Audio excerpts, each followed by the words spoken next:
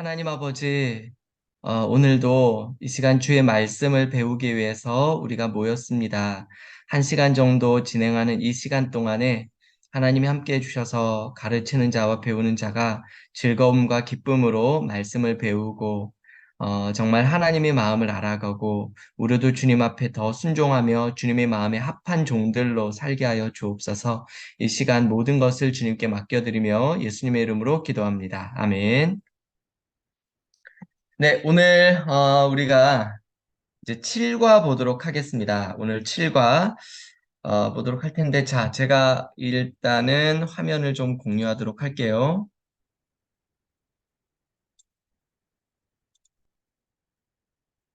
네, 이제 화면이 공유가 됐습니다. 자, 화면 넘어가죠? 우리 지난주에 여호수아서까지 우리가 함께 살펴봤는데, 땅 분배에 대해서 우리가 지난주에 함께 살펴봤거든요. 자, 기억이 나신지 모르겠어요. 제일 북단, 세로로 길게 나 있는 이 땅이 아셀입니다. 아셀, 이렇게 좀 길게 빼면 돼요. 그리고 약간 넓적하다 해서 납달리, 이렇게 말합니다. 어, 아셀, 납달리. 그리고 작은 두 개의 지파가 같이 모여 있다 해서 스불론, 이사갈, 스불론, 이사갈, 이렇게 우리가 말할 수 있어요.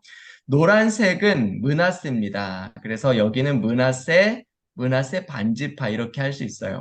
또 그리고 영어로 가장 되는 중간에 사람은 누구야? 김영배 집사님. 네. 네, 네. 예. 네, 여기는 에브라임 지파입니다. 그래서 여러분들이 이 땅을 보시면 알겠지만 가나안 땅 가장 중앙에 가장 좋은 땅을 요셉 지파 므낫세와 에브라임이 차지했다라는 것을 볼 수 있어요. 자, 그리고 단 지파 여기 조그맣게 베냐민 지파, 베냐민 지파의 바로 밑으로 유다 지파, 그 안쪽으로 시므온 지파 이렇게 됩니다. 요단 동편으로는 므낫세 반지파, 갓지파, 르우벤 지파 이렇게 됩니다. 자, 그래서 자, 이거는 여러분들이 한번 외워놓으시면 좋아요. 아셀, 납달리, 스불론, 이사갈, 므낫세, 에브라임, 단, 베냐민, 유다, 시므온 이렇게 되죠. 오른쪽은 루벤, 갓, 므낫세, 반지파 이렇게 땅을 분배를 받게 됩니다. 자, 이제 우리가 오늘 제목이 그런데 다윗 너는 내 마음에 합한 모델 왕이다. 우리 지난 사과 제목이 뭔지 기억나세요? 사과 제목. 세계사 위에 세계사 가운데 네 나라를 세우겠다. 그래서 창세기 1장부터 11장까지는 일반 세계 역사였어요. 그런데 이제 바벨탑 사건을 끝으로 하나님께서 네 나라를 세우겠다. 그래서 아브라함을 부르시죠. 그러면서 이제 출애굽기서부터 보면 하나님이 그 나라를 만드시는 과정들을 보여주는데 그 나라의 3요소 있잖아요. 국민, 영토, 주권. 그래서 창세기는 국민 만들기다라고 우리가 보았어요. 1과부터 4과까지가 바로 이 창세기 국민 만들기였어요. 5과에서는 이제 출애굽기부터 신명기까지 이제 하나님께서 주권을 세우시는 겁니다. 하나님의 법을 우리 가운데 정해 주시죠. 이렇게 법도 만들어지고 국민도 세워졌으니까 이제 5과에서는 그래서 이제 영토도 주겠다. 여호수아서를 우리가 살펴봤죠. 자, 이렇게 해서 하나님이 나라를 세우셨는데 나라를 세우신 이유가 뭐죠? 모델이 되라고. 그런데 6과 지난주에 자, 모델이 되라고 나라를 만들었는데 쯧쯧쯧 엉망이구나. 그래서 사사시대에 하나님의 나라가 아름답게 세워지지 못하는 그런 모습들을 우리가 봤어요. 자, 그런데 이제 오늘 우리가 보게 될 7주 차에서는 이제 엉망이구나라고 사사기에서 우리가 끝이 났는데 그런데 다윗 너는 내 마음에 합한 모델 왕이다. 자, 이렇게 말하죠. 그래서 오늘은 사사기, 룻기, 사무엘서까지 우리가 살펴보도록 하겠습니다. 자, 오늘의 포인트가 세 가지인데 첫 번째는 사사시대 성격 이야기. 지난주에 우리는 사사기의 속사를 살펴봤어요. 사사기는요, 1장부터 16장까지가 어떻게 보면 메인 스토리예요. 여기는 이스라엘의 6명의 사사들의 이야기를 중심으로 이렇게 스토리가 이어집니다. 자, 그런데 이제 마지막 삼손 이야기를 끝으로 더 이상 사사들의 이야기가 등장하지 않고 이제는 두 가지 에피소드가 17장부터 21장까지 이어지거든요.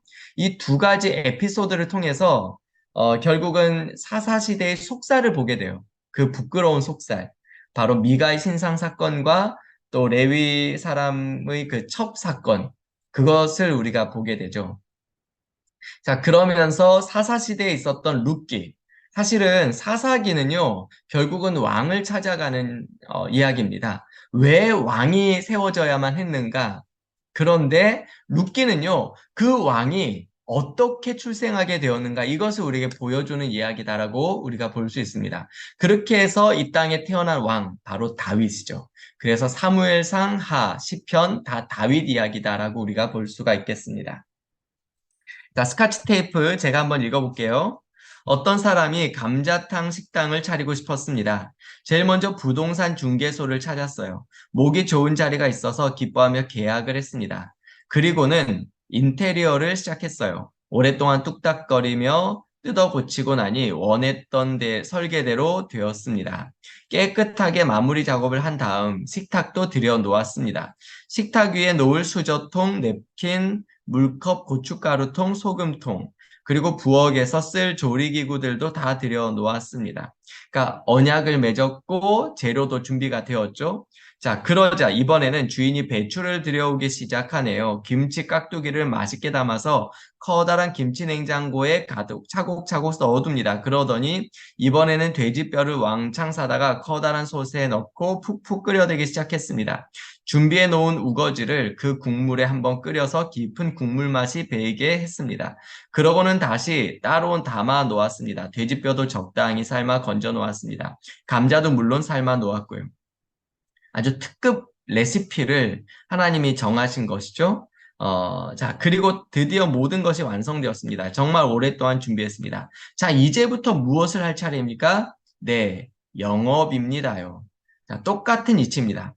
하나님께서 하신 일도 마찬가지입니다. 하나님은 감자탕 식당 대신 나라를 차리신 겁니다. 창세기에서 국민 만들기, 출애굽기에서 법 만들기, 민수기, 땅 만들기, 이 모든 과정들을 거쳐오는 동안 하나님은 드디어 모든 것을 완성하셨습니다. 정말 오랫동안 준비하셨습니다. 자, 이제부터는 무엇을 할 차례인가요? 네, 영업입니다요. 이 영업이라는 것은 결국 하나님 나라의 깊은 맛을 열방에, 세상에 보여주는 거예요. 자, 그렇습니다. 사사시대 이후로부터 하나님 나라가 본격적으로 영업해야 각본상 맞는 겁니다. 지난주에 사사기를 살짝 들여다보면서 도대체 사사시대를 어떻게 이해하는지 질문을 던지고 끝났었던 거 기억하죠? 영업입니다, 영업. 자, 오늘은 본격적으로 사사시대 성격을 좀 더 공부합시다. 그래야 오늘의 주인공 다윗도 보인답니다. 도대체 어떤 성격인지 아자 외치면서 돌격 아자. 여기서 아자는 아름다운 하나님의 자녀예요. 자, 여러분 있는 자리에서 한번 해보시겠어요? 아름다운 하나님의 자녀 아자. 네, 네, 썰렁하네요. 자, 그래서 우리 구약 성경을 우리 한번 이렇게 정리해 볼 수 있어요. 모세오경, 그리고 사사시대 5권, 여호수아, 사사기, 룻기, 사무엘상, 사무엘하. 그리고 나서 이제 왕정시대 이야기가 사무엘상, 사무엘하, 열왕기상, 열왕기하. 그리고 왕정시대를 끝으로 포로시대가 시작되죠. 그리고 나면 사실상 구약이 끝나는 거예요. 자, 오늘 우리가 사사기를 조금 더 집중적으로 살펴볼 텐데, 여러분, 사사란 누구일까요?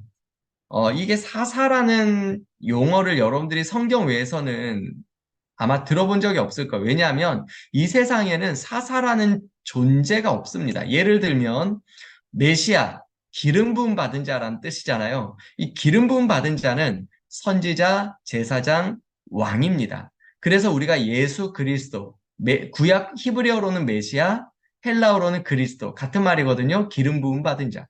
그래서 우리가 예수 그리스도, 기름 부음 받은 예수 그리스도라고 할 때 우리는 예수님은 선지자입니다. 예수님은 제사장입니다. 예수님은 왕이십니다. 이런 고백으로 예수 그리스도, 메시아라고 말하는 거예요. 자, 마찬가지로 이 사사라는 단어가 히브리어로 샤파트라는 단어인데요.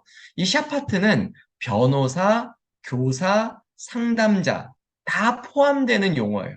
그러니까 우리의 모든 억울함을 풀어주는 변호사이면서 무지한 우리를 가르치는 교사이기도 하고요. 상한 우리 마음을 만져주시는 위로자가 되기도 합니다. 자, 그런데 이 히브리어로 샤파트라고 기록된 이 사사라는 단어가 신약 성경의 헬라어로는 파라클레토스라고 기록이 돼요. 이 파라클레토스를 신약 성경에서는 뭐라고 번역을 했냐면 사사가 아니라 보혜사라고 번역을 했습니다. 그러니까 사실은 보혜사라는 말과 사사라는 말은 같은 말입니다. 자, 그러면 이렇게 우리가 볼 수 있어요.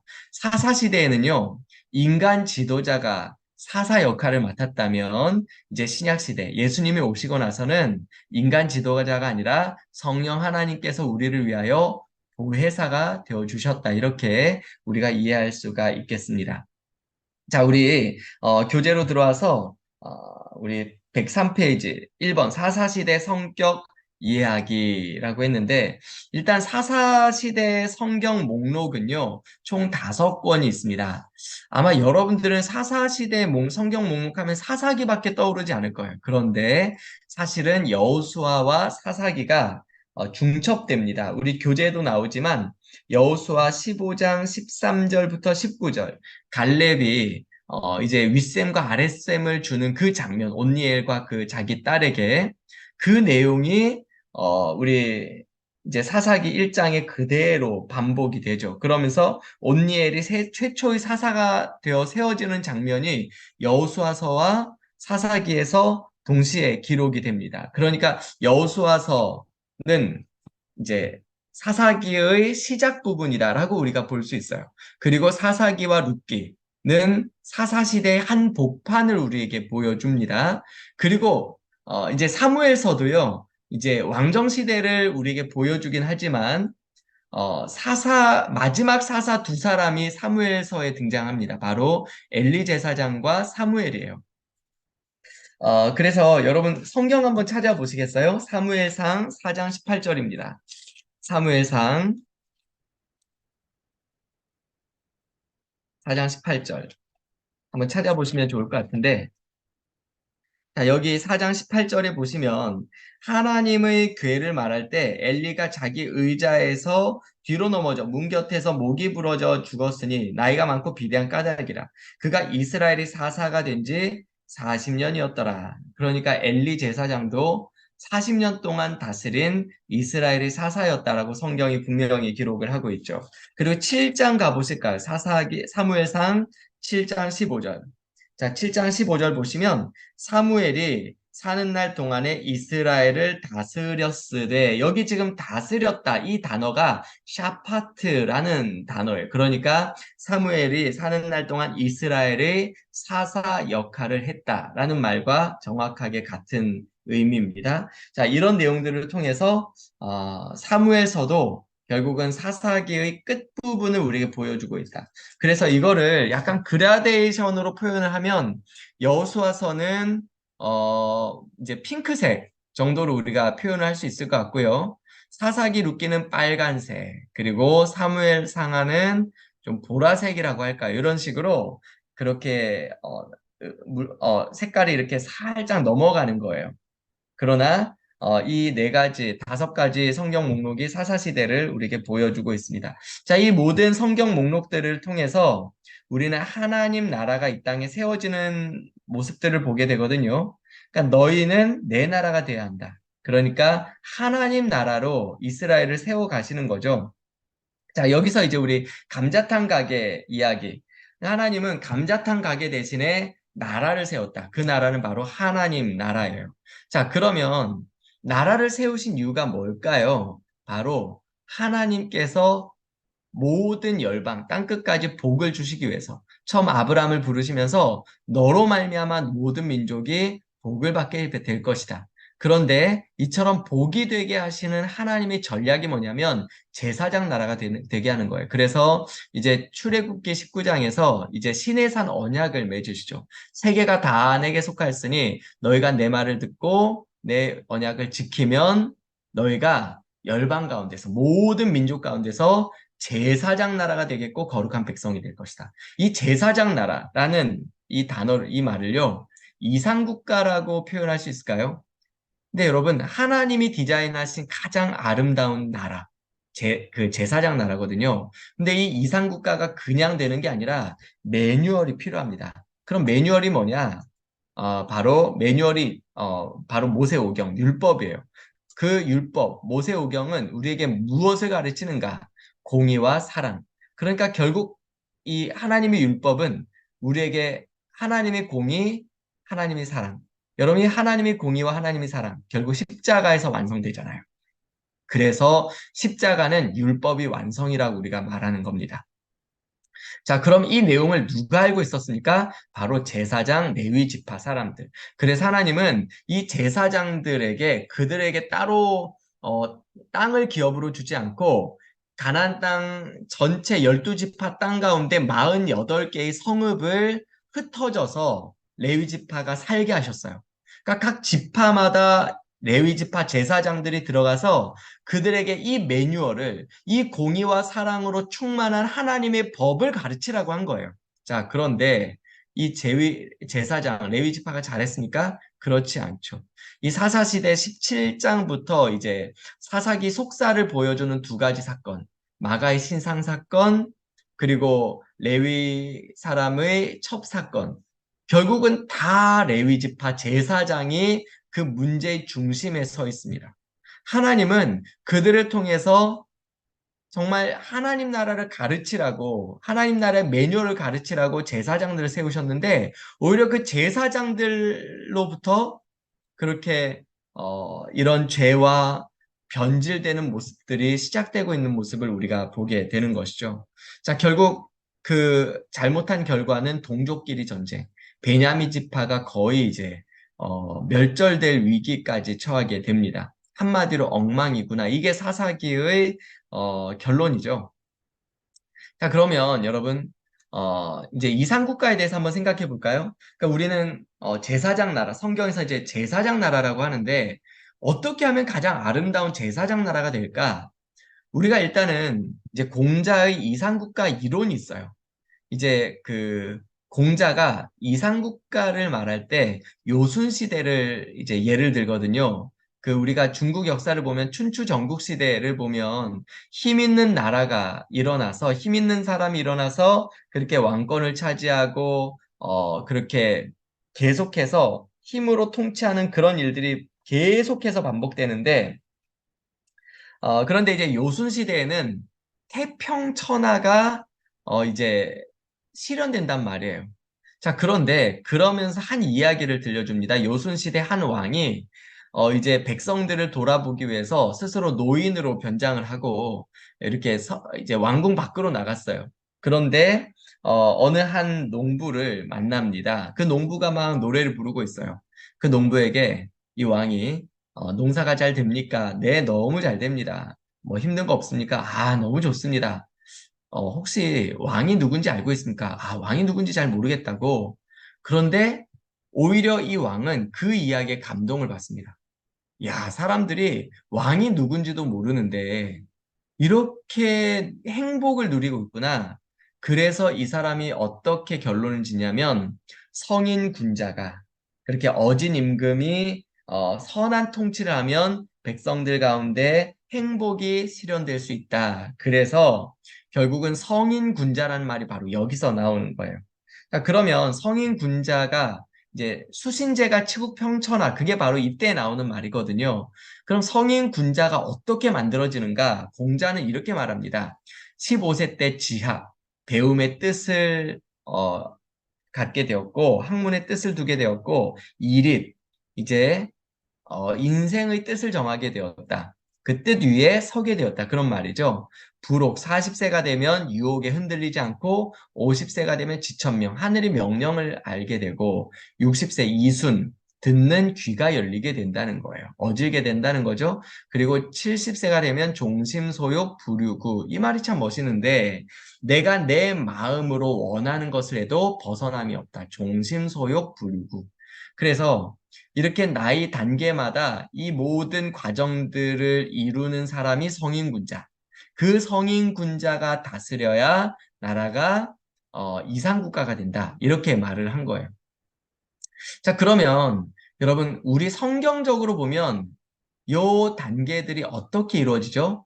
그게 성화입니다. 성화가 어떻게 이루어질 수 있죠? 바로 인내와 연단이에요. 그래서 여러분, 인내와 연단을 통해서 우리는 성인 군자가 아니라 성숙한 하나님의 사람, 예수 향기 나는 그런 이 땅의 작은 예수로 우리는 계속해서 믿음이 자라가게 되는 것이죠. 그래서 우리 교재에도 나오지만 여러분, 하나님께서 우리를 성숙하게 하시려고 때로는 훈련을 시키세요. 저절로 되어지지 않기 때문에 훈련이 필요한 겁니다. 여러분, 이 훈련의 과정이 쉽지는 않습니다. 그런데 그 과정을 즐기십시오. 왜요? 그 과정을 통해서 하나님 우리를 인내하게 하시고 그 인내의 과정들을 통해서 우리를 성인 군자가 아니라 이 땅의 작은 예수들로 만들어 가신다는 거예요. 그랬을 때 우리는 제사장 나라를 세워갈 수 있다. 이렇게 우리는 이해할 수가 있겠습니다.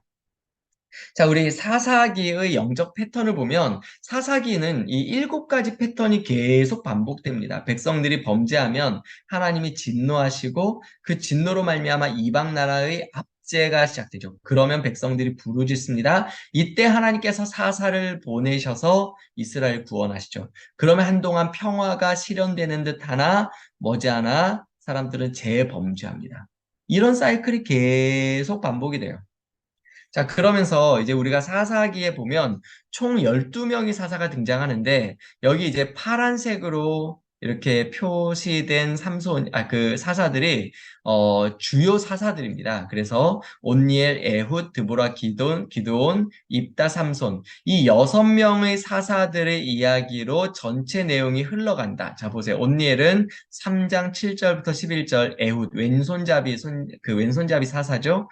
3장 12절부터 30절, 드보라 이야기가 4장 5장, 기드온 이야기가 6장부터 8장, 그리고 입다 이야기가 10장부터 12장, 삼손 이야기가 13장부터 16장. 자, 그래서 이렇게 사사기 16장까지는 이 6명의 사사들 이야기를 중심으로 모든 스토리가 흘러갑니다. 그리고 17장부터는 더 이상 사사들의 이야기가 등장하지 않아요. 그러면서 이제는 사사기의 속사를 보여주는 2가지 이야기. 하나는 미가의 신상 사건. 그래서 아들이 은을 훔쳤는데 그거 다시 이실직고 하니까 엄마가 꾸짖기는커녕 내 아들은 복이 있을 것이다. 그러면서 그 은으로 금신상을 만들어서 그냥 주변에 떠돌아다니는 레위 청년 하나를 자기 집 제사장으로 고용을 하죠. 그런데 단지파 사람들이 마침 자신들이 정착지를 옮겨가려고 북쪽으로 가는 길에 이 집을 만나게 되는 거예요. 그리고 바로 이 사람, 여기 있는 이 레위 사람을 자신들의 지파 제사장으로 그렇게 잡아갑니다. 돈을 주고 매수를 하죠. 이런 성직 매매가 바로 그 시대에 벌써부터 일어나는 모습을 보게 되는 거예요. 자, 그리고 2번째 더 끔찍한 사건이 이 레위인의 첩사건. 이 레위 사람이 자기 첩이 뭐 이렇게 계속 이렇게 집으로 돌아가고 그렇게 하니까 이제 그 첩을 데리러 갔다가 결국에 이제 돌아오는 길에 베냐민 땅에 있는 기브아라는 곳에서 하룻밤을 자는데 그 땅 사람들이 너희 집에 오늘 들어온 사람 끌어내라 우리가 상관하리라 동성이하겠다. 그때 이 레위 사람이 자기 첩을 내어줍니다. 이런 사람이 어디 있어요? 이 사람 데리러 왔는데 자기가 힘드니까 그냥 내어주는 거죠. 결국 그 사건 때문에 불쌍한 첩이 죽어버려요. 자, 그런데 그 일 때문에 결국 이 레위 사람이 자기 첩을 데리고 집으로 와서 12토막을 내서 각 지파에게 보내버립니다. 이 받는 지파들이 얼마나 충격을 받았겠습니까? 그래서 결국은 이 지파들이 베냐민 지파 한 지파를 공격을 하죠. 결국 한 지파가 거의 멸절되는 일들이 벌어져요. 자, 그런데 결국은 이런 모든 이야기들이 왜 첨부되었는가? 이 한마디로 우리에게 말해주는 거예요. 이스라엘의 왕이 없으면. 자, 그런데 여러분, 여기서 이스라엘의 왕이 없다. 이거는요, 우리에게 2가지 메시지를 보여줍니다. 첫째, 사람이 변했다는 거예요. 분명히 여러분, 이스라엘의 왕이 있었습니다. 그 왕이 누구예요? 하나님이에요. 지금까지 이스라엘 사람들은 하나님을 자신이 왕이라고 고백하며 살아왔어요. 그런데 이제는 왕이 없다. 이렇게 말하고 있는 것이죠. 여러분, 우리도 마찬가지예요.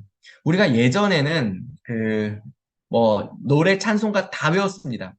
앞에 자막 띄워주지 않아도 웬만하면 다 외워서 불렀어요. 이제는 우리가 앞에 뭐 자막 잠깐 없어지면 노래 다 멈춰버려요. 그러니까 우리가 더 이상 예전처럼 이제 우리는 이런 도움이 없으면 아무것도 못하는 그런 사람들이 되었어요. 사람이 변해버렸습니다. 그런데 여러분, 사람이 변하기도 했지만 시대가 변했습니다. 자, 그래서 우리 이제 다시 그런 자막들 다 없애고 예전처럼 해야 하느냐? 그 얘기가 아니에요. 이제 시대가 변했어요. 그러면 이제 우리는 그 변한 시대에 맞춰서 변한 시스템이 필요해요. 이스라엘도 마찬가지입니다. 이제는 사사 시대가 끝나고 시대가 변했어요. 이제는 곧 도래할 왕정 시대를 준비해야 한다. 이것을 성경이 우리에게 말해주고 있는 것이죠. 자, 그런데 이스라엘이 기다리는 왕이 있습니다. 그 왕. 아까 이제 성인 군자와 같은 하나님 앞에 아름답게 선 그 한 왕. 이 왕이 필요한데 이 왕이 어떻게 출생하게 되었는가 그 배경과 역사를 소개하는 책이 바로 룻기다. 이렇게 우리가 이해할 수가 있겠습니다. 자, 그래서 우리 교재 106페이지 보시면 2번 룻기 끼워 읽기 제가 한번 읽어볼게요. 드라마 한 편만 봐도 한 시대를 알 수 있습니다. 영화 한 편이나 소설 한 권을 읽어도 눈치챌 수 있고요. 육과를 통해서 사사시대가 어떤 시대였는지 들여다보았습니다. 마치 동영상 본 것 같습니다. 미가 신상 사건 이것만 보더라도 그 시대를 읽을 수 있었습니다. 레위 첩사건 이것도 마찬가지죠. 사사시대 동영상 1번과 2번을 생각하면 절망입니다. 자, 그런데 룻기 지전부터 보여드릴 동영상이 또 있습니다. 3번과 4번입니다. 사사시대 동영상 3번은 룻기이고요. 4번은 다윗이 주인공입니다. 3번과 4번은 결국 다윗 이야기인 셈이죠. 왜냐고요? 룻기는 다윗을 오게 하려는 예비 단계이기 때문입니다. 룻기는 다윗을 찾아내려는 족보 처리일 뿐입니다. 그러니까 필요 없다는 게 아니에요. 다윗의 족보를 찾아가기 위해서는 없어서는 안 될 한 조각이에요. 한 퍼즐 조각. 그게 룻기입니다. 자, 그래서 거기 교재 106페이지 거기 보면 도표가 있죠. 동영상 1번 미가 신상 사건, 또 2번 레위 첩 사건. 그래서 사사 시대의 속사를 보여준 이 두 사건. 이걸 통해서 우리는 엉망이구나 이렇게 말할 수 있어요. 자, 3번. 3번은 룻기입니다. 룻기. 룻기를 통해서 우리는 하나님의 은혜를 볼 수가 있죠. 그리고 4번은 다윗 이야기. 그래서 우리가 이렇게 동영상 보게 된다. 이렇게 볼 수가 있어요. 자, 방가로 1번. 룻기 전체 이야기, 스토리. 자, 1장부터 그냥 내용을 좀 간단하게 말씀을 드리면 1장은 나오미 실패와 그 실패를 통해서 자신의 며느리 룻과 함께 베들레헴으로 돌아오는 이야기를 우리에게 보여주죠. 그런데 2장에서 하나님이 룻과 보아스의 만남을 우리에게 보여주십니다. 그리고 3장에서는 보아스를 위한 룻의 헤세드, 인애가 나오고 4장에서는 룻을 위한 보아스의 헤세드, 인애가 나옵니다. 그래서 룻기 신학은요, 결국 두 가지를 우리에게 보여줘요. 하나는 헤세드. 이게 이제 여기 1장 8절, 2장 20절, 3장 10절에 각각 선대, 은혜, 인애. 우리 한글 성경에는 각각 다른 단어로 번역이 됐는데 다 히브리어로는 헤세드입니다. 그러니까 불쌍히 여기는 마음. 우리가 영어로 하면 compassion이라고 우리가 번역을 할 수 있을 것 같아요. 자, 그리고 또 한 가지가 고엘, 기업물을 잔데 굉장히 많이 나옵니다. 특별히 사장에 가면 무려 7번에 걸쳐서, 6번에 걸쳐서 이 고엘이라는 단어가 계속해서 나오거든요. 이 고엘, 기업물을 짠. 이것이 영어로 하면 redeemer예요, redeemer, 구원자. 그래서 예수님은 우리 구원자가 되신 거예요. 그러니까 우리를 대신하여 우리 모든 죄의 값을 치르시고 우리를 구원하시죠. 그리고 우리에게 저 하늘나라의 기업을 상속받게 하시는 거예요. 그래서 우리는 예수님으로 말미암아 그 하나님 나라의 기업을 유업으로 상속받는 자. 그분이 우리를 대신해서 리딤 하셨기 때문에 우리는 그 리디머를 리딤 이걸 통해서 그 하늘의 기업을 우리는 상속받을 수 있는 거예요. 그 이야기를 우리는 룻기를 통해서 볼 수 있습니다. 자, 룻기에서 재밌는 것이 바로 이 결혼 증인 원로들이 주례사거든요. 우리 교재 보시면 4장 7절부터 12절까지 굉장히 긴 이야기가 나오는데 특별히 우리가 11절과 12절만 한번 제가 읽어볼게요. 그러자 성문 위 회관에 모인 온 마을 사람들과 원로들이 대답하였다. 우리가 증인입니다. 주께서 그대의 집안으로 들어가는 그 여인을 이스라엘 집안을 일으킨 두 여인 곧 라헬과 레아처럼 되게 해주시기를 빕니다. 에브라 가문에서 그대가 번성하고 또 베들레헴에서 이름을 떨치기를 빕니다. 주께서 그 젊은 부인을 통하여 그대에게 자손을 주셔서 그대의 집안이 다말과 유다 사이에서 태어난 아들 베레스의 집안처럼 되게 하시기를 빕니다. 자, 그러니까 그 주례사의 핵심 메시지는 이 보아스와 루스의 가정 이야기가 베레스의 집과 같이 되기를 원한다 이런 이야기예요. 근데 여러분 이게 무슨 의미일까요? 일단 베레스가 누구인지를 우리가 좀 이해를 할 필요가 있는데 여러분 사실 이 이야기를 알려면 유다와 그 며느리 다말 이야기부터 봐야 합니다.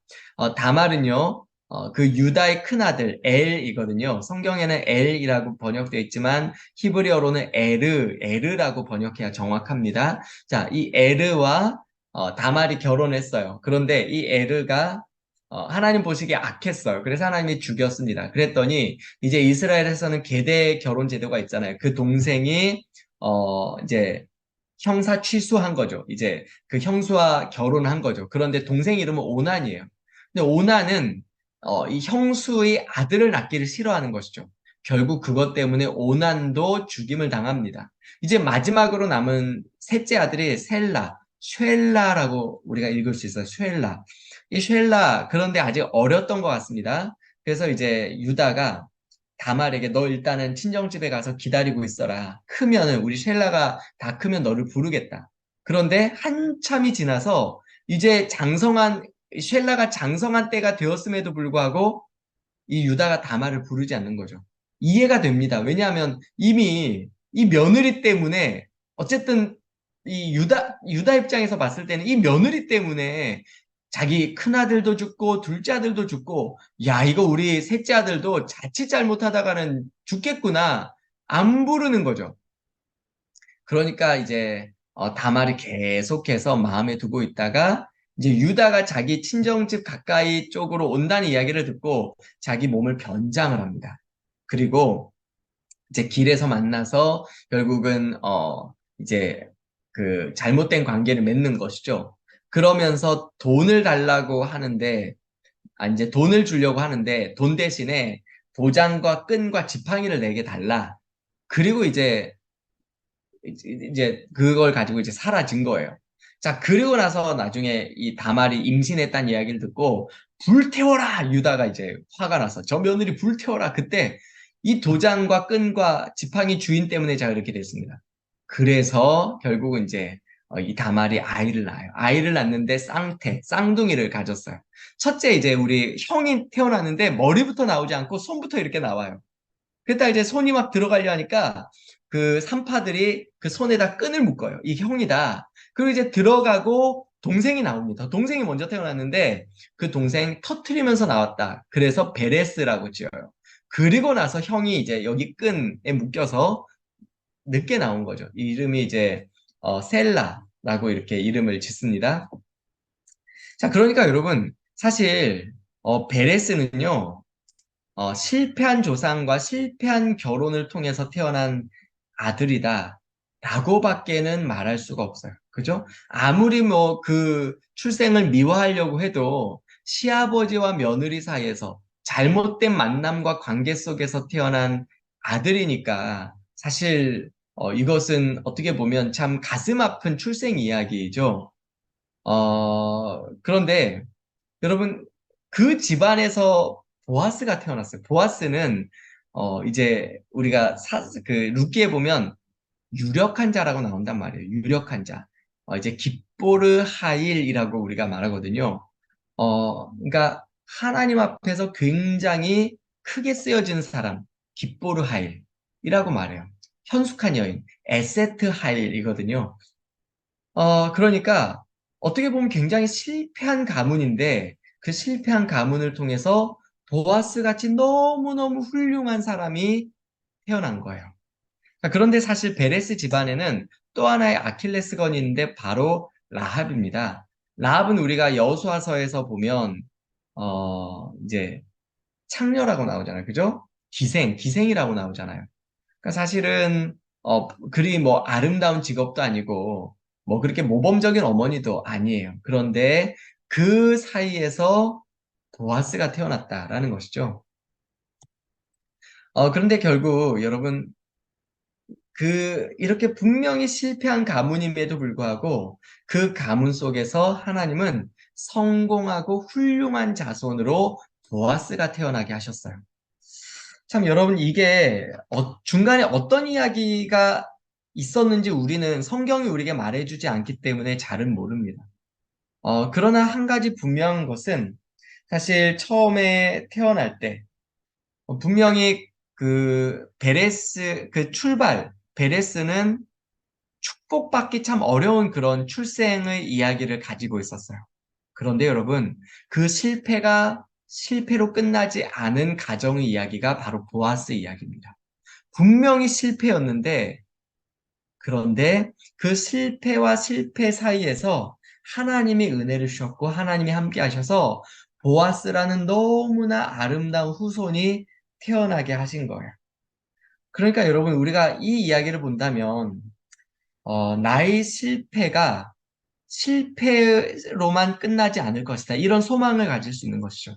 우리가 오늘 어떤 사역을 하거나 어떤 일을 하거나 할 때 때로는 실패할 수 있습니다. 그런데 오늘 나의 실패가 결코 궁극적인 실패로 끝나지 않을 것이다.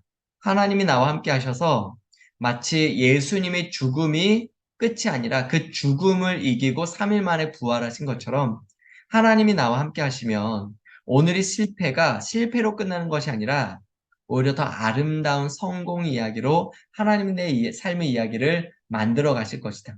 내 삶의 이야기는 아직 끝나지 않았다. 이것을 우리는 이런 룻기를 통해서 볼 수가 있는 것이죠.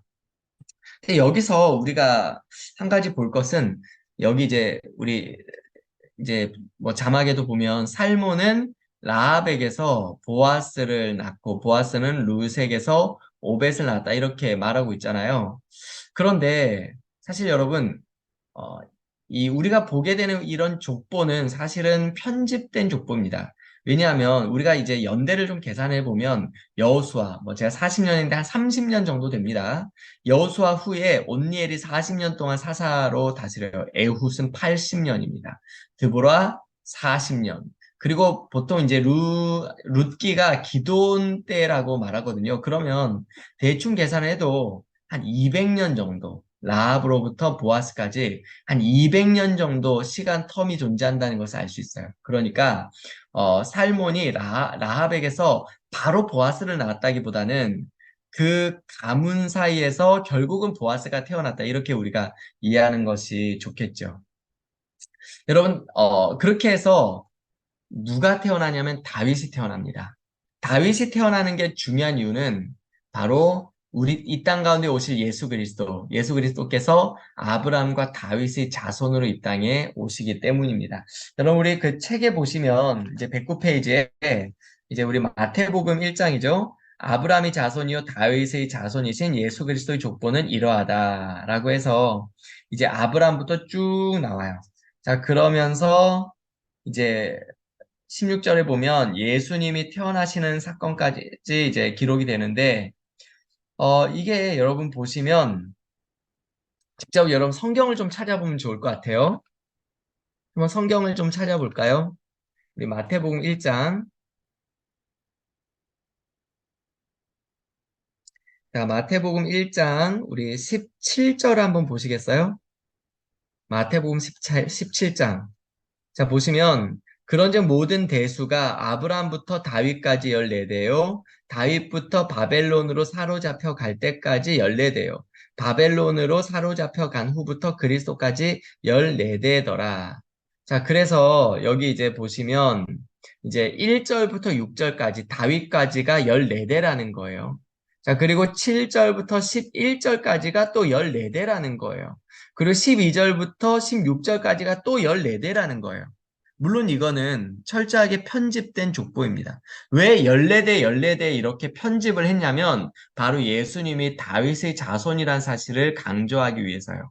자, 다윗이란 이름이 이게 히브리어에서는요, 이 자음이 전부 다 숫자를 가지고 있어요. 그래서 히브리어는 이렇게 오른쪽부터 읽거든요. 알렙, 베트, 김멜, 달렛. 그래서 알렙가 1이에요. 베트가 2, 김멜 3, 달레트 4. 자, 그러면 자 보세요. 다윗이 알파벳을 보시면 이게 달레트와 바브가 이렇게 기록이 되어 있죠. 그러니까 4, 6, 4. 그래서 14가 되는 겁니다. 그래서 예수님이 다윗의 자손으로 이 땅에 오셨다. 그 유대인이 정통성을 강조하기 위해서 이렇게 14라는 숫자로 그 족보를 아주 정확하게 그렇게 편집했다라는 것을 우리가 볼 수가 있습니다. 자, 이제 우리 넘어가서 3번 110페이지 사무엘 상하 공부 이렇게 나오죠. 제가 한번 읽겠습니다. 드디어 다윗을 공부합니다. 이렇게 사사시대의 암울한 상황을 배경 삼아 봐야만 보이는 사람이 다윗입니다. 사무엘 상하는 바로 이 다윗을 이야기하려는 책이고요. 물론 사무엘, 사울 등 출연하는 사람들이 많습니다. 그러나 다윗을 위한 들러리로 봐야 합니다. 그러니까 결국은 이런 모든 이제 조연급들은요, 다윗이라는 주인공을 나타내기 위해서 등장했다. 이렇게 볼 수가 있는 거예요. 자, 방가루 1번 보시면, 이제 길랏 야베스 전쟁, 1대 왕 사울을 사사시대 사사와 연결할 줄 알기. 자, 여러분 성경을 한번 좀 찾아보실까요? 이게 사사기는 계속해서 우리에게 전쟁 이야기를 보여주잖아요. 그 사사기 11장 한번 여러분 가보시겠어요? 사사기 11장. 자, 사사기 11장을 가면 사사 입다가 나오죠. 그런데 그 당시에 이스라엘이 어디와 싸웠냐면 암몬 자손과 싸웠습니다. 그죠? 자, 그리고 이제 13장부터 보시면 삼손 이야기가 나오는데 삼손은 블레셋과 계속해서 전쟁을 치르죠. 자, 그런데 이제 우리가 사무엘상으로 오면 사무엘상 4장으로 가보실까요? 사무엘상 4장을 보시면 이제 1절에서 이스라엘은 나가서 블레셋 사람들과 싸우려고 에베넷의 곁에 진치고 블레셋 사람들은 아벡에 진쳤더니, 그러니까 지금 사사시대에 끝났어야 했던 전쟁이 여전히 끝이 나지 않고 여기까지 이어지고 있는 거예요. 자, 그리고 우리 11장 가보실까요? 자, 11장 가보시면 이제 암몬 사람 나하스가 이렇게 나오죠.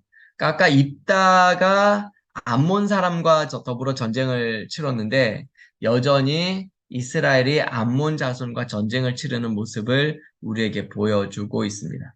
그러니까 지금 사사기에서 계속해서 이어져 오던 그 전쟁 이야기가 여기까지 지금 계속해서 이어져 오고 있다. 그 전쟁을 종식시킨 사람이 누구다? 바로 사울이다. 이렇게 우리가 볼 수가 있겠습니다. 자, 그런데 사무엘 상하 내용 구조 스케치하기 111페이지. 그래서 사무엘 상하는요, 크게는 다윗이 왕이 되기 전 이야기와 다윗이 왕이 된 후 이야기로 나뉠 수가 있습니다. 그래서 사무엘 상을 보시면 1장부터 25장까지 이제 사무엘의 생애가 나오는데 사실은 사무엘의 역할은 8장에서 벌써 끝이 났어요. 끝이 났는데 사무엘의 역할이 끝이 나고 이스라엘의 초대왕 누가 등장하죠? 사울이 등장해요. 그런데 이 사울이 하나님 앞에 버림받기 때문에 사무엘이 자기 일을 끝내지 못합니다. 언제까지요? 다윗이 등장할 때까지 사무엘이 계속해서 나타날 수밖에 없어요. 그리고 결국은 다윗이 등장해서 다윗에게 기름을 붓죠. 여기까지가 사무엘의 역할이었습니다. 자, 그런데 이제 기름을 부음을 받았지만 다윗은 계속해서 도망자의 삶을 살아요. 베두인의 인생을 살게 됩니다. 그런 동안에 사울은요, 두 번의 아주 결정적인 불순종을 저지르게 되죠. 3번은 이제 블레셋과의 전쟁에서 이제 불순종하게 되고 또 한 번은 아말렉과의 전쟁에서 하나님이 모든 것을 진멸하라고 했는데 진멸하지 않아요. 이런 두 번의 결정적인 불순종 때문에 사울은 버림을 받습니다. 그런데 다윗은요, 두 번의 결정적인 순종을 하죠. 바로 자신을 죽이려고 찾아온 사울을 두 번이나 살려줍니다. 그래서 한 번은 동굴에 조용히 숨어 들어온 사울이 옷자락만 베고요. 또 다른 한 번은 십광야에서 사울과 모든 병사들이 다 잠들어 있는데 그때 물병과 창만 가지고 와서 또 한 번 살려줘요. 그러니까 사울은 두 번 결정적으로 하나님 앞에 불순종한 반면 다윗은 하나님 앞에 결정적으로 두 번에 걸쳐서 순종하는 모습을 우리가 보게 됩니다. 결국은 사울이 길보아 산에서 죽게 되죠. 자, 그리고 이제 드디어 사무엘 하로 오면 다윗이 왕이 되는데요. 자, 처음부터 다윗이 통일 왕국 전체를 다스리지는 못했습니다. 사울이 죽고 나서 이스라엘 지파들이 다윗 대신 왕으로 세운 사람은 이스보셋, 사울의 아들 이스보셋이에요. 그런데 그동안에 이제 다윗은 이제 유다 지파, 한 지파만 7년 반을 다스립니다. 근데 나중에 이제 한 사무엘하 5장으로 가면 결국은 이스보셋도 죽고 이스라엘 모든 사람들이 다윗에게 와서 우리를 다스려 주십시오. 그렇게 무릎을 꿇어요. 그렇게 해서 결국 7년 반 만에 다윗이 명실상부한 통일 왕국의 왕으로 올라서게 됩니다. 그렇게 해서 33년을 더 다스리게 되죠. 그런데 여러분 다윗도 결국 사람이었어요. 다윗이 중년기에 보면 사무엘하 8장부터 보면 결정적인 불순종이 한번 나오죠. 그게 바로 11장에 나오는 밧세바 사건입니다. 그래서 이제 우리가 13장부터 보면 그 후에 이런 일이 있었다라고 하면서 자신의 아들 암논과 다말이 이런 참 가슴 아픈 이야기. 그리고 그 암논을 자신이 또 다른 아들 압살롬이 죽이고 압살롬이 결국은 반역을 일으키는 이런 모든 풍파와 이런 모든 재난이 결국은 자신의 죄와 상관이 있다라는 것을 우리는 성경을 통해서 보게 돼요. 그리고 다윗이 노년기에 또 한 번의 불순종이 있는데 바로 인구조사를 하는 겁니다. 인구조사를 왜 하죠? 여러분, 사람은요, 자랑하고 싶으면 숫자를 셉니다. 근데 부끄러우면요, 숫자를 감추려고 해요. 제가 예전에 부목사로 있을 때 제가 있던 교회가 그 노회에서 가장 큰 교회였어요. 그래서 아마 그 노회 전체를 다 합해도 아마 이 교회 숫자에 미칠까 말까 이 정도로 그냥 압도적으로 굉장히 큰 교회였습니다. 근데 그 노예는요, 재밌게도 이제 노예를 모일 때마다 책자를 만드는데 그 노예 책자 안에 그 지 교회의 출석 성도 숫자를 다 거기에 넣도록 돼 있어요. 그럼 이제 노예 때마다 그거 숫자 빼자는 부류가 있고 그거 계속 넣자는 부류가 있어요. 누가 빼자고 할까요? 작은 교회 목사님들은 빼자고 합니다. 그러니까 이게 부끄러운 거예요. 그거 볼 때마다 마음이 아픈 거죠. 반면에 이거 계속 넣자. 누가 넣자 할까요? 큰 교회 목사님들은 이거 자랑하고 싶은 거예요. 자랑하고 싶기도 하지만 자기는 숫자에 아쉬움이 없으니까 그냥 다른 교회 숫자가 궁금한 거예요. 그래서 큰 교회는 숫자를 계속 넣자. 작은 교회는 숫자를 빼자. 그러니까 다윗이 왜 갑자기 하지도 않던 인구조사 하겠다고 하죠? 자랑하고 싶은 거예요. 아, 내가 잘해서 이만큼 우리가 인구가 늘었지. 이거 드러내고 싶으니까, 인구 조사를 하는 겁니다. 하나님이 굉장히 분노하시는 모습을 우리가 이 사무엘서를 통해서 보게 되죠.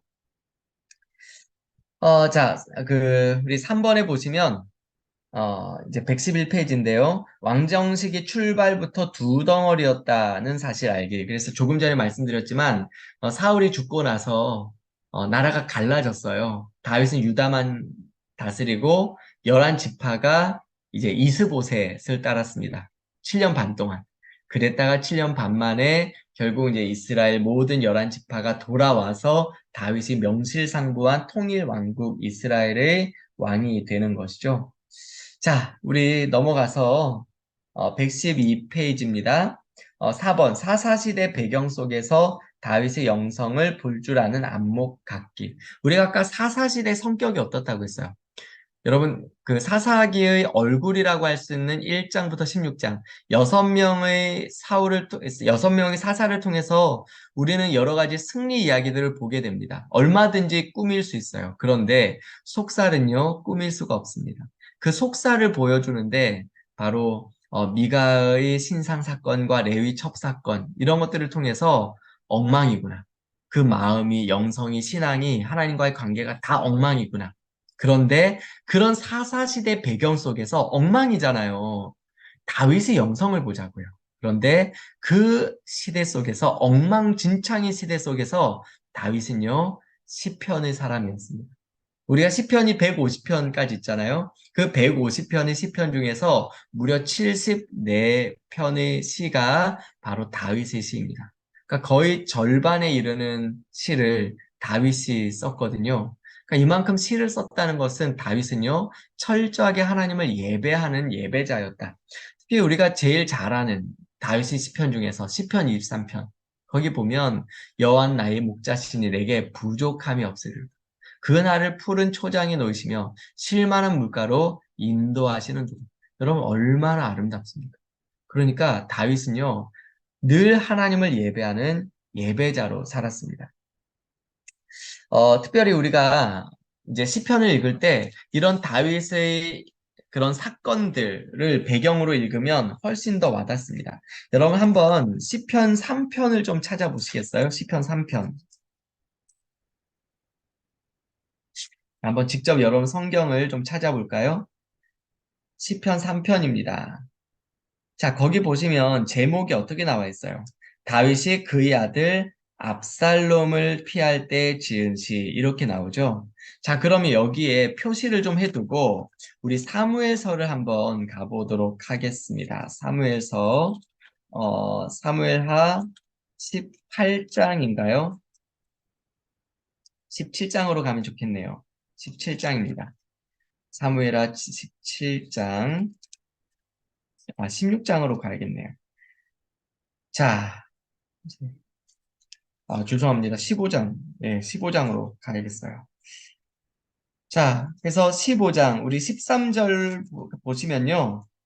이렇게 나오죠. 15장 13절. 전령이 다윗에게 와서 말하되 이스라엘의 인심이 다 압살롬에게로 돌아갔나이다 한지라.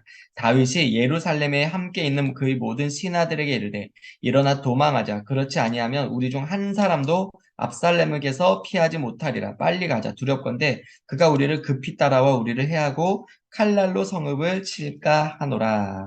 자, 그러면서 이제 우리 이렇게 다윗이 이렇게 도망하는 그 모습을 한번 보십시오.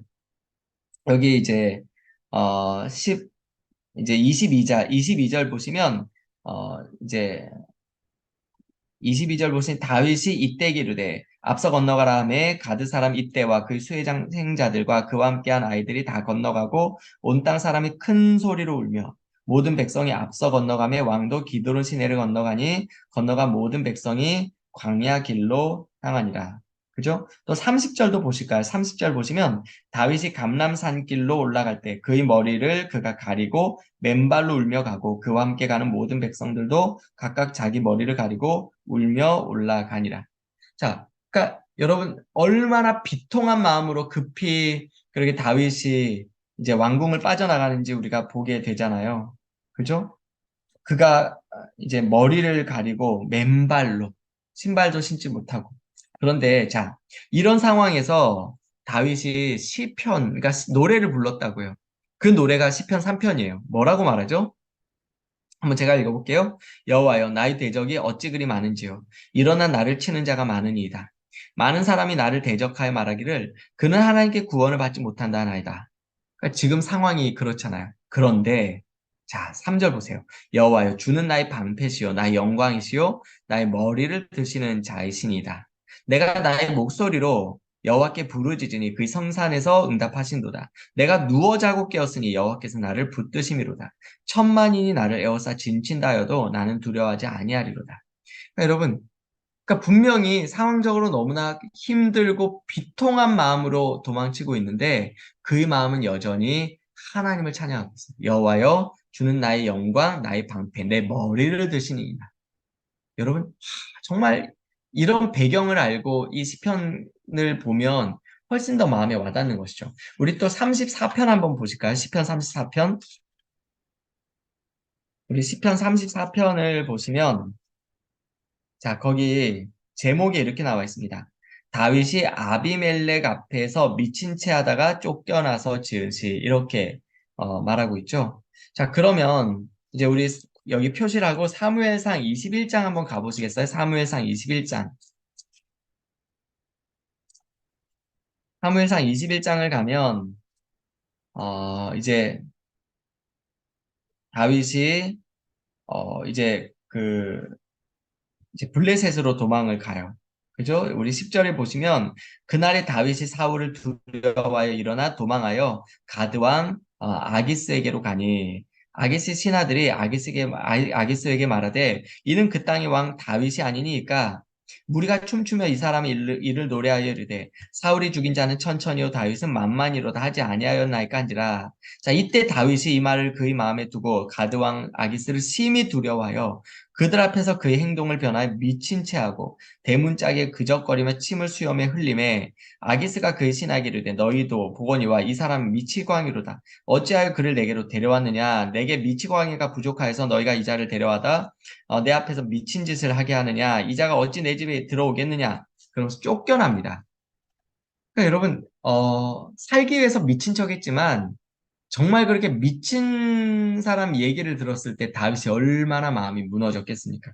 내가 그래도 기름 부음을 받은 자인데 왕이 될 줄 알았는데 왕은 못 되더라도 그래도 좀 왕 밑에 어느 자리는 차지할 줄 알았는데 지금 이방 나라 왕 앞에서 미친 사람 소리 들었습니다. 마음이 무너지지 않겠어요? 그런데 그때 다윗이 이렇게 고백합니다. 34편 1절 보시면 내가 여호와를 항상 송축하며 내 입술로 항상 주를 찬양하리. 이 항상이란 단어 와닿지 않습니까? 내 영혼이 여호와를 자랑하리니 공고한 자들이 이를 듣고 기뻐하리로다.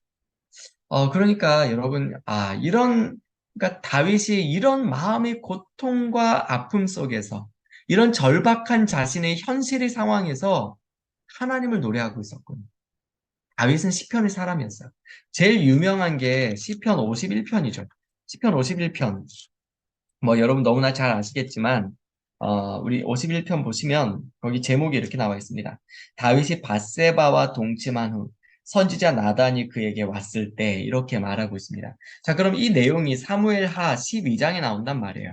그럼 사무엘하 12장을 한번 보실까요?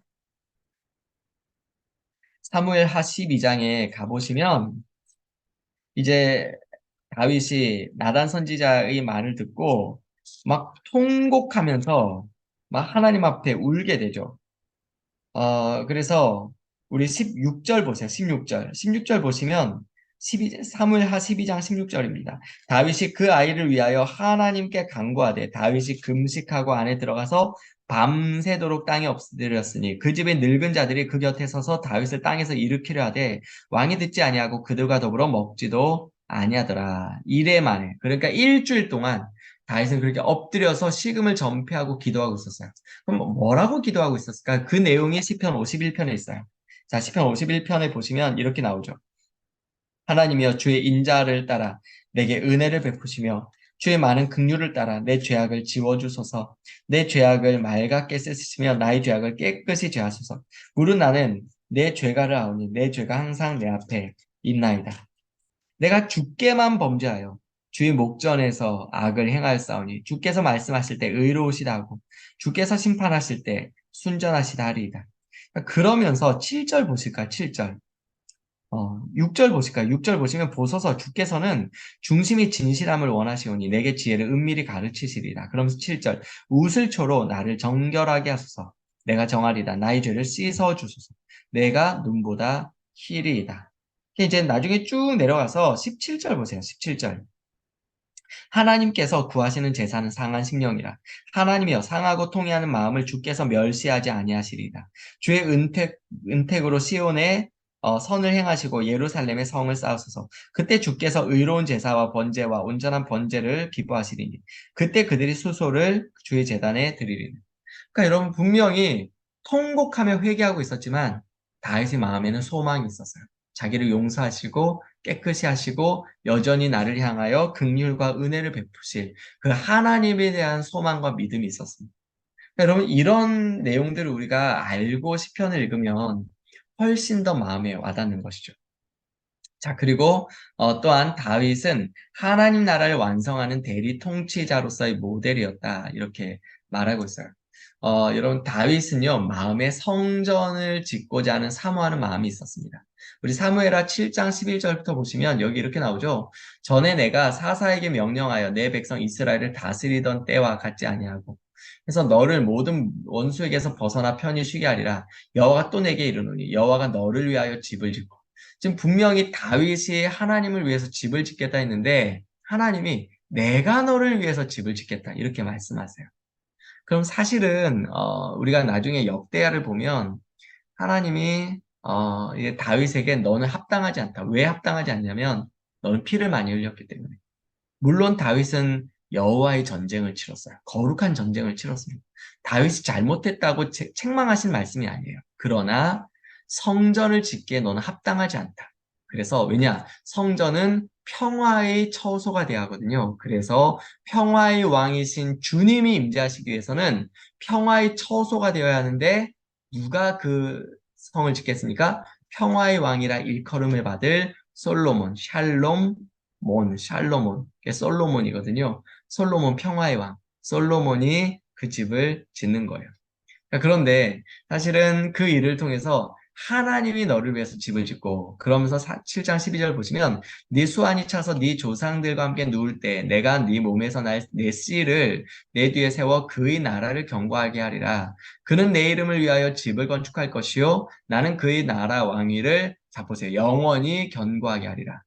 내 집과 내 나라가 내 앞에서 영원히 보존되고 내 왕위가 영원히 견고하리라 하셨다. 그러니까 지금 하나님이 네가 나를 위해서 집을 짓겠느냐? 내가 너를 위해서 집을 짓겠다. 내가 너의 집을 건축할 것이고 네 왕위가 영원히 견고할 것이다. 이게 그 유명한 다윗 언약입니다. 나중에 우리가 이제 열왕기서를 읽어보면 사실은 선한 왕보다 불순종하고 악한 왕들 훨씬 많죠. 그런데 그때마다 성경 기자가 계속해서 반복한 말이 있어요.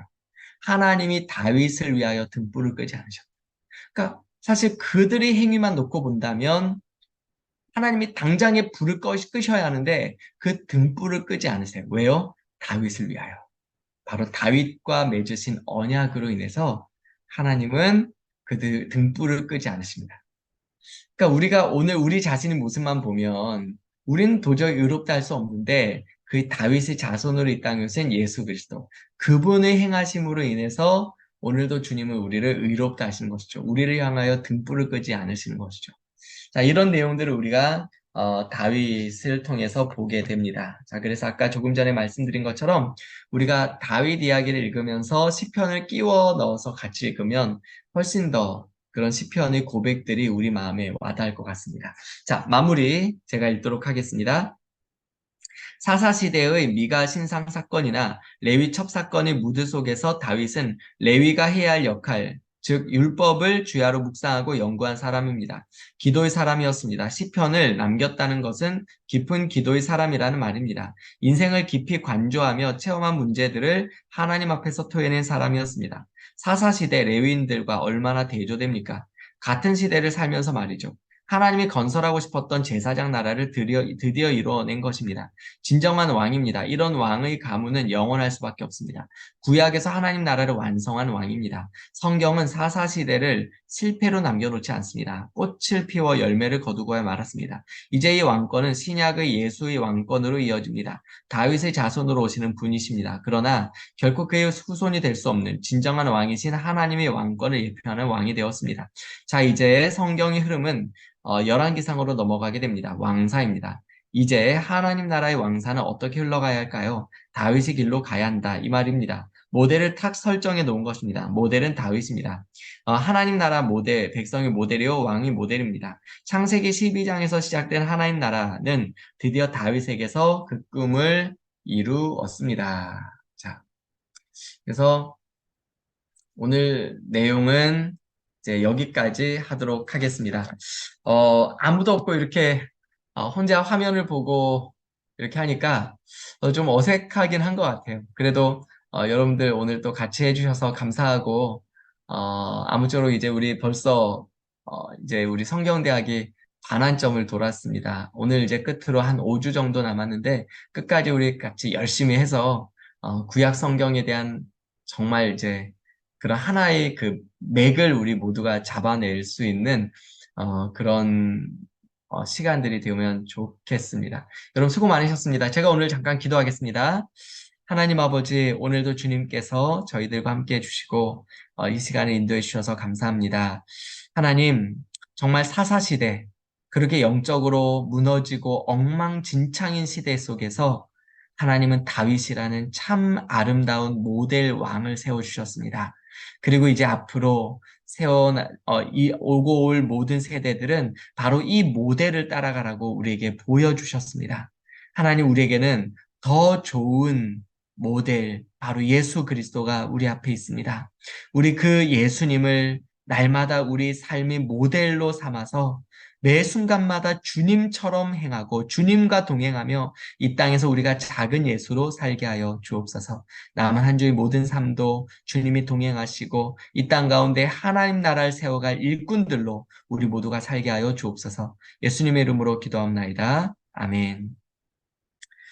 네, 여러분 수고 많으셨습니다. 오늘 이제 9시가 넘었는데 평안한 밤 되시고 우리 또 금요일 날 만나 뵙도록 하겠습니다. 수고 많으셨습니다.